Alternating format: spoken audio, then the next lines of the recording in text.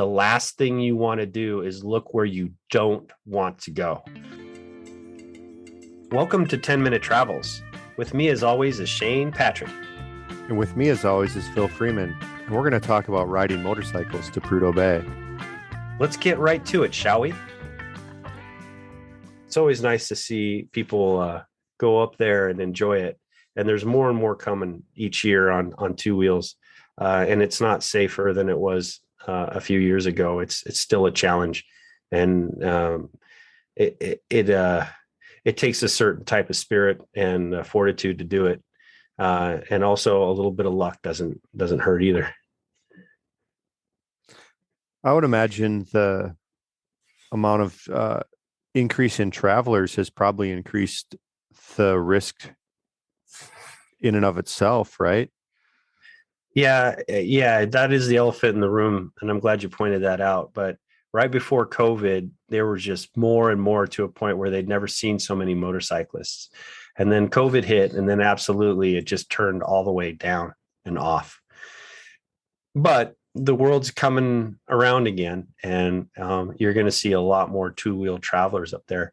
But if I had any recommendations for people who are going to do it, I would say do it a little bit earlier in the year, maybe the first week or so of June. And it might be a little bit cooler, but you do avoid the long stretches of road construction. And the weather is usually better. And you want every advantage that you can get while you're up there. What sorts of accidents have you seen on this trip, Phil? Unfortunately, it happens, but I've seen a few things happen up there. We've had people go off the road because of that soft shoulder, and we've had broken spines, and we've had people lose their lives, and we've had a variety of broken bones and a lot of broken motorcycles. And I would say that the number one problem there was, just getting onto that soft shoulder. It's deceivingly stable, and it is not. And when I talk to riders that have had accidents, like solo riders and stuff, it's been because of fatigue, and it's been because of weight up high. For example, they have those adventure motorcycle models that have the larger gas tank. And so the tendency is to fill that gas tank up all the way to the 9 gallons or whatever that you can. And that's a lot of weight up high that you really don't need. And then I watch a lot of people load their motorcycles really, really high, and they're using tires that aren't that aggressive. And if you can get a little bit more bite into that slop, you're doing yourself a lot of favors. And when people ask me, what do I do when I start, my front tire starts to drift back and forth? And, I consider myself a capable rider, but I am not a professional rider, but I have ridden with professional riders. And what they say, and what I've done in the past, when that starts to happen, is you drop a gear, you stand on your pegs, and you crack open the throttle and keep torque up. And you want to lift that front tire up a little bit and even gain a little momentum as you're going through that stuff. And the most important is to look where you're going to go. The last thing you want to do is look where you don't want to go, because you'll target fixate and you'll go right for it, even though you don't want to. And the instinct of a rider is to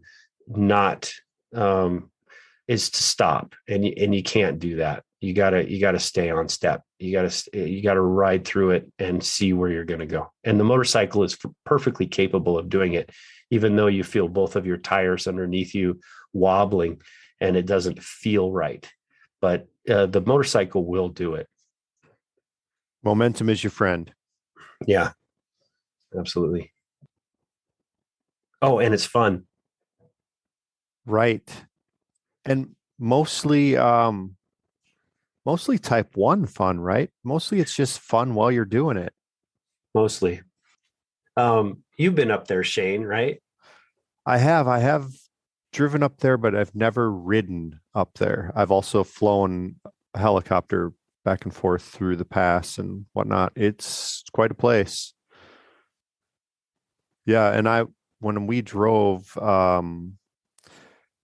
we got a hot tip and we put a CB radio in our van.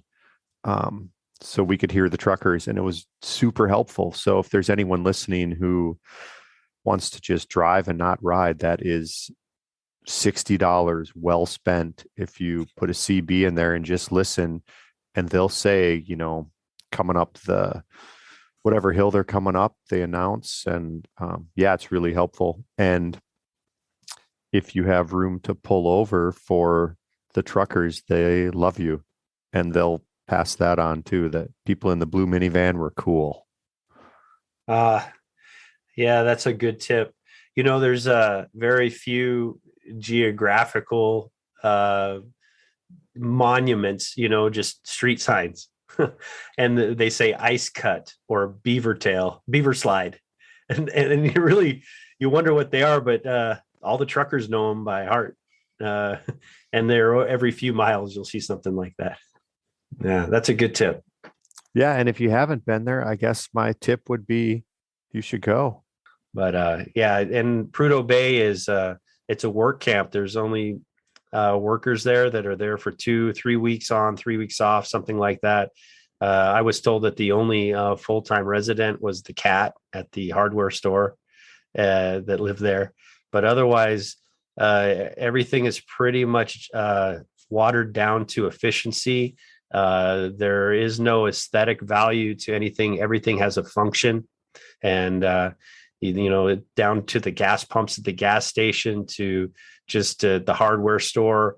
Everything is just, it's a function over form, just to get the job done in those really extreme environments. And it's really actually easy to get lost in Prudhoe too. It's extremely easy to get lost in a town that doesn't really exist, because there's only one T junction when you come in. You could go left to the airport or right out to some oil service companies and such. And the probably the most interesting thing to see there is the hardware store. I always tell people, you got to go to the hardware store, and they look at me sideways. Well, it's really interesting. I mean, it's got every single thing you'd ever want up there, but you didn't know you needed it until you're up there, and you can fix almost anything with what they've got in there. And there is that sign that says, Deadhorse. So it's that iconic sign that's at the hardware store that everybody takes a picture in front of as well. But in order to get there, you take a right at the T, and then you take a right at the next intersection, and then you take another right, and it dead ends. And I don't know how many times I've told riders to do that, and they just get lost. It's so flat out there. All the buildings look the same, and all the equipment laying out on those gravel pads just looks the same. And if you get a good, side wind with rain, drizzle, and fog, and the occasional caribou, you can't tell really where you are, and you can't actually see where you're headed. And it's actually really hard. One time I had a professional photographer that covered the trip with me, and he wanted to get ahead of us and take pictures. So I said, okay, here's what you do. You take a first right out of town, and it'll curve around, and you'll get out of town. And he missed that turnoff, and he went right into quote unquote town, and he just got lost.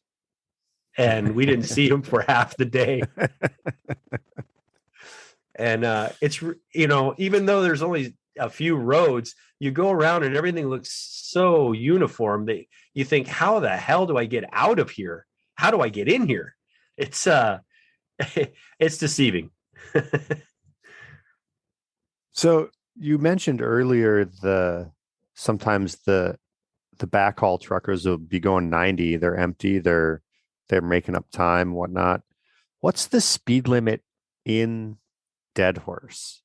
Oh, it's about 30, and everybody goes the speed limit there. Now, when I say 90, I may be embellishing, but not that much. I've had a trucker creep up on me going 84 miles an hour, and I was trying to go fast, and it was it was going faster than I was. But in town, everybody's, it's kind of hard hat culture. Everybody's kind of going by the book in there. So it's pretty slow, and there's lots of potholes and stuff. Well, and that's a tip. If you see, because you can get, you're turned around in town, you can get onto those oil service company lots. And if you see a sign that says the speed limit is 7.5, turn around, because you're on one of the oil service company's lots.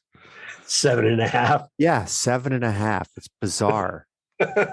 Not 8. No, that's too fast. Yeah. Yeah, it's an interesting culture up there. We have made some inroads with some of the oil service companies, having been up there for year after year, that we can get the odd tire changed, or we can get something done, but that's kind of off the ledger. Generally, you can't get up there and think that you're going to get some sort of service on your vehicle. You have to be self-contained or have the ability to fix it, because sweet talking somebody to open a door to go into a bay that is actually billable hours astronomical, that's supposed to be for another, like a oil servicing warehouse. They have no time for civilians at all. They're doing their thing. And so it's like you're going into an active beehive, and no one's really paying attention to you. They're doing their thing. And you're just an outsider. Right. They'll defend the hive. Yeah. That was Phil Freeman talking about riding motorcycles to Prudhoe Bay. If you want to learn more about Phil or anything else we do at 10 Minute Travels, check us out at 10minutetravels.com. And we do want to remind you to make sure that your sense of humor matches your sense of adventure. And please like, subscribe, and share this podcast on all the platforms.